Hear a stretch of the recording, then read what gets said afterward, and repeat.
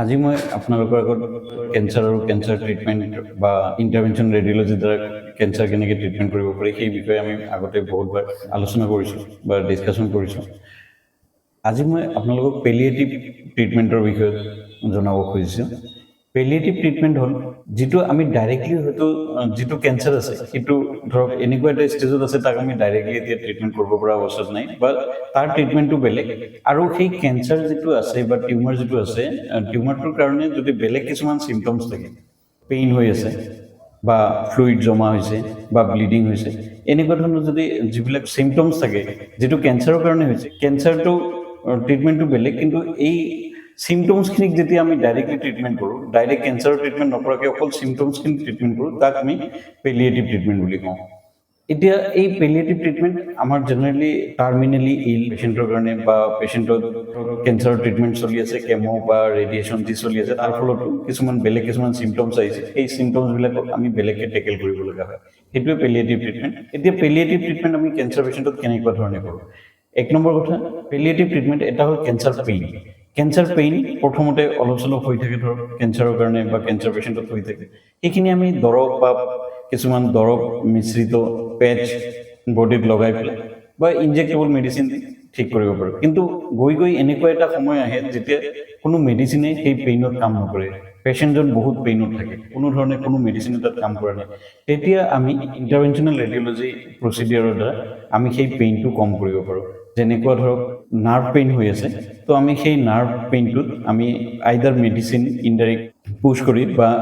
তাতে নিউৰনালাইচিছ কৰি বা RFA কৰি, ৰেডিঅ' ফ্ৰিকুৱেঞ্চি এপ্লিকেশ্যন কৰি সেই পেইনটোৰ পৰা আমি পেচেণ্টজনক ছেভ কৰিব পাৰোঁ বা সেই পেইনটোৰ পৰা আমি ট্ৰিটমেণ্ট কৰি দিব পাৰোঁ আৰু বহুত দিনলৈকে পেচেণ্টজনে এক্টিভ বা বহুত বেছি পেইন নোহোৱাকৈ থাকিব পাৰে। দ্বিতীয়তে হ'ল কেঞ্চাৰ পেচেণ্টত মেক্সিমাম টাইমছ আপোনালোকে গম পায় যে ফ্লুইড জমা হয়, পেটত হওক বা বুকুত হওক বা আন কোনো অৰ্গেনত হওক। কেতিয়াবা আমি কওঁ যে লিভাৰত পানী জমা হৈ আছে বা পেচেণ্টৰ লিভাৰত পানী জমা হৈছে, সেইটোৱে ফ্লুইড একুমুলেশ্যন। তো এই ফ্লুইড একুমুলেশ্যনখিনি আমি এটা পেলিয়েটিভ ট্ৰিটমেণ্ট বুলি কওঁ। এই ফ্লুইড একুমুলেশ্যনখিনি আমি হয়তো টিউব দি টেম্পৰাৰিলি যিবিলাক পেচেণ্টত অকণমান ফ্লুইড জমা হৈছে বা ৰিপিটেডলি আকৌ জমা হোৱাৰ সম্ভাৱনা নাই, তেতিয়া আমি টেম্পৰাৰিলি ফ্লুইডখিনি আমি কিছু সময়ৰ কাৰণে পেচেণ্টক OPD বেচিছত আমি ফ্লুইডখিনি ওলাই দি পেলাই পঠাব পাৰোঁ। যিটো আপোনালোকে জানে SIT যদি পেটত পানী জমা হয় তাক আমি SIT ষ্টেপিং বুলি কওঁ। নিডিল আৰু টিউব এটা লগাই পেলাই সেই ফ্লুইডখিনি ড্ৰেইন কৰি পঠোৱা যায়। যদি বুকুত জমা হৈ থাকে, যিটোক আমি প্লিউৰেল ইফিউশ্যন বুলি কওঁ, তাতেও আমি প্লিউৰেল টেপিং কৰি পেলাই আমি পানীখিনি ওলাই দি পেচেণ্টক পঠাব পাৰোঁ। কিন্তু যিজন পেচেণ্টৰ ৰিকাৰেণ্ট, আজি দিছোঁ কালি বা পৰহি আকৌ পানী জমা হোৱাৰ সম্ভাৱনা বা ৰিপিটেডলি হৈ আছে, সেইবিলাক পেচেণ্টত আমি আমাৰ এই পদ্ধতিৰ দ্বাৰা আমি কিছুমান টিউব দিব পাৰোঁ, যিবিলাক টিউব হয়তো আমাৰ এবাৰ দিলে 3-4 মান্থছ, 5 মান্থছ বা কেতিয়াবা 6 মান্থছলৈকেও সেই একেটা টিউবেদি ইণ্টাৰমিডিয়েটলি আমি ফ্লুইডখিনি ড্ৰেইন কৰি থাকিব পাৰোঁ। আৰু কেতিয়াবা কেঞ্চাৰ পেচেণ্টত আইদাৰ কেঞ্চাৰ বা কেঞ্চাৰ ট্ৰিটমেণ্টৰ ফলত কিছুমান অৰ্গেনত ইণ্টাৰনেল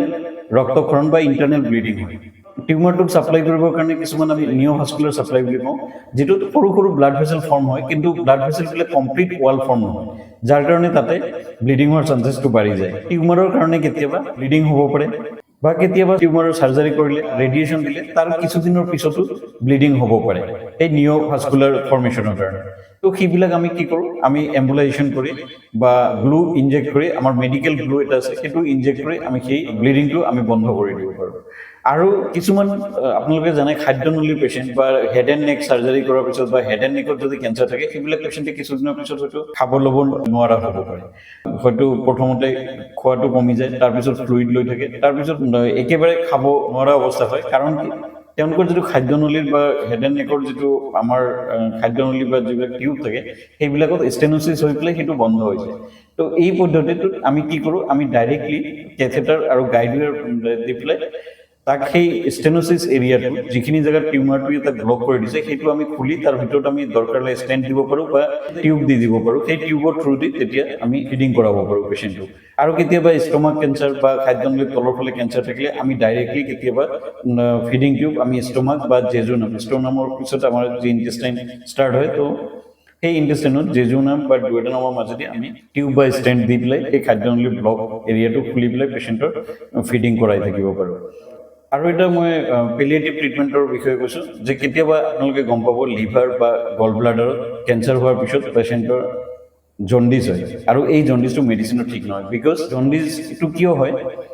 আমাৰ লিভাৰত যিখিনি বাইল ছিক্ৰেট হয় এই বাইলখিনি গল ব্লাডাৰৰ যিটো ডাক বা নলী থাকে তাৰ মাজতে ইণ্টেষ্টাইনত গৈ পেলাই আমি খোৱা খাদ্যবিলাকক পাচন প্ৰক্ৰিয়াটো কমপ্লিট কৰে আৰু এই খাদ্য নলীলৈ অহা যিটো ডাক গল ব্লাডাৰ বা লিভাৰৰ পৰা তাতে কেতিয়াবা টিউমাৰে ব্লক কৰি দিব পাৰে ব্লক কৰি দিয়াৰ ফলত তাতে এই বাইলখিনি বা যিখিনি এনজাইম লিভাৰত ছিক্ৰেট হয় সেইখিনি লিভাৰত জমা হৈ যায় আৰু লিভাৰৰ মাজত থকা সৰু সৰু টিউববিলাক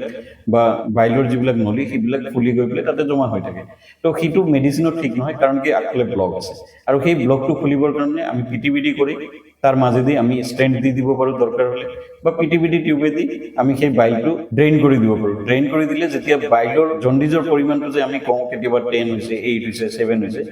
তো যদি 10ৰ ওপৰত যায় পেচেণ্টৰ কণ্ডিশ্যনটো চিৰিয়াছ বা ক্ৰিটিকেল বুলি কওঁ আমি আৰু যেতিয়া জণ্ডিছটো 5ৰ তলত আহি যায় তেতিয়া হয়তো পেচেণ্টৰ দৰকাৰ হ'লে আমি কেমোথেৰাপি দিব পাৰোঁ কিন্তু 5তকৈ বেছি থাকিলে বা তাৰ জণ্ডিছ বেছি থাকিলে কেমোথেৰাপি অনকলজিষ্টে দিব নোৱাৰে সেইকাৰণে তাৰ আগতে জণ্ডিছটো কমোৱাৰ কাৰণে পিটিবিডি আৰু ষ্টেণ্ট দিয়াটো কেতিয়াবা অত্যন্ত প্ৰয়োজন হৈ পৰে এইটো এটা পেলিয়েটিভ প্ৰচিডিঅ'ৰ হয় আমাৰ আৰু এটা কেতিয়াবা কিডনী বা কিডনীটো আমাৰ মূত্ৰনলিকা বা কেউবি বুলি কওঁ কিডনী ইউৰিনাৰী ব্লাডাৰ আৰু ইউৰেটাৰ যিটো টিউব থাকে কিডনীৰ বা আন কোনো কেঞ্চাৰৰ কাৰণে এই টিউববিলাক কিডনীৰ পৰা যিটো আমাৰ এক্সক্ৰিটৰি প্ৰডাক্ট যিখিনি পেচাব হৈ পেলাই আমাৰ মূত্ৰনলীলৈ যায় আৰু তাৰ পৰা আমি পেচাব আকাৰে ওলাই যায় আমাৰ শৰীৰৰ পৰা সেইটো কেতিয়াবা ব্লক কৰি দিব পাৰে বা ষ্টেন'চিছ বা টিউমাৰে কেতিয়াবা তাক আগুৰি ধৰি পেলাই তাক ব্লক কৰি ৰাখিব পাৰে তেতিয়া আমি সেই কেথেটাৰ বা গাইডৱেৰ ছেইম প্ৰচিডিঅ'ৰ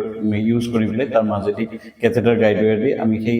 যিটো ষ্টেন'চিছ হৈ আছে বা যিটো ব্লক হৈ আছে তাৰ মাজেদি আমি তাক খুলি দিয়াৰ ব্যৱস্থা কৰিব পাৰোঁ আৰু খুলি দি তাতে ডিজে ষ্টেণ্ট দিব পাৰোঁ ডিজে ষ্টেণ্ট